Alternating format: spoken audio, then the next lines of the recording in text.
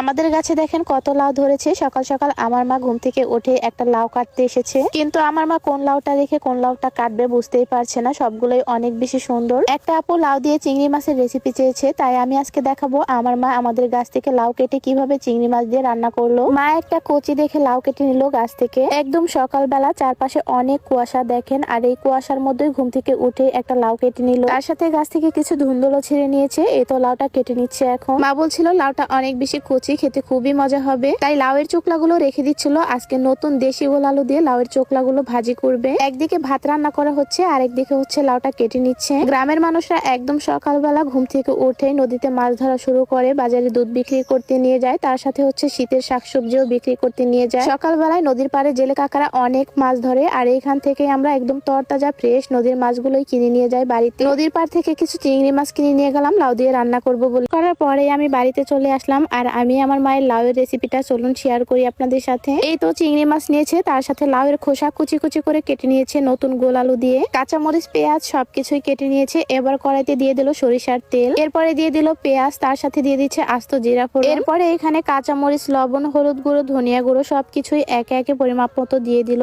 এবার একটু পানি দিয়ে ভালো করে কষিয়ে নিবে মশলাটা কষাতে কষাতে যখন তেলটা উপরে ভেসে উঠবে, তখনই কিন্তু চিংড়ি মাছগুলো দিয়ে দিবে এখানে। এবার এই চিংড়ি মাছটা কিছুক্ষণ কষিয়ে নিবে মশলাগুলো দিয়ে। চিংড়ি মাছটা কষানো হয়ে গেলে এর মধ্যে দিয়ে দিবে কেটে রাখা লাউ। এবার লাউটা নেড়ে চেড়ে কিছুক্ষণ ঢাকনা দিয়ে কষিয়ে নিবে। লাউটা অনেক বেশি কচি ছিল, তাই পানি দেওয়ার কোনো প্রয়োজনই হয়নি। ঢাকনা দেওয়ার পরেই অনেক বেশি পানি উঠে গিয়েছিল এমনিতে। তারপরেও আমার মা অল্প একটু পানি দিয়ে ঝোল দিয়ে দিল। এবার আবার কিছুক্ষণ ঢাকনা দিয়ে সময় নিয়ে রান্না করে নিবে। রান্নাটা কিন্তু প্রায় শেষের দিকে। এবার কিছু জিরা ফাঁকি দিয়ে দিচ্ছে উপর দিয়ে। চিংড়ি মাছ দিয়ে লাউয়ের তরকারি, এটা কিন্তু অনেক মজাদার একটি খাবার। আমার তো দেখেই লোভ লাগতেছিল। তরকারিটা কিন্তু অনেক মজা হয়েছিল আজকে। এই তো রান্না শেষ, এবার লাউয়ের তরকারিটা নামিয়ে নিচ্ছে। লাউটা কিন্তু একদম গলে গলে পানি হয়ে গিয়েছে। সত্যি বলতে সার বিষ ছাড়া সবজি এরকম অল্পতে রান্না করলেই কিন্তু একদম গলে যায়। এরপরে দেশি লাউয়ের খোসাটাও নতুন গোল আলু দিয়ে ভাজি করে নিল আমার মা। মায়ের হাতের এই মজার মজার খাবারগুলো দূরে গেলে আমি খুবই মিস করব। সকালবেলায় তো আজকে পেট ভরে ভাত খেলাম। আজকের দুইটা তরকারি আমার কাছে এত বেশি ভালো লেগেছে,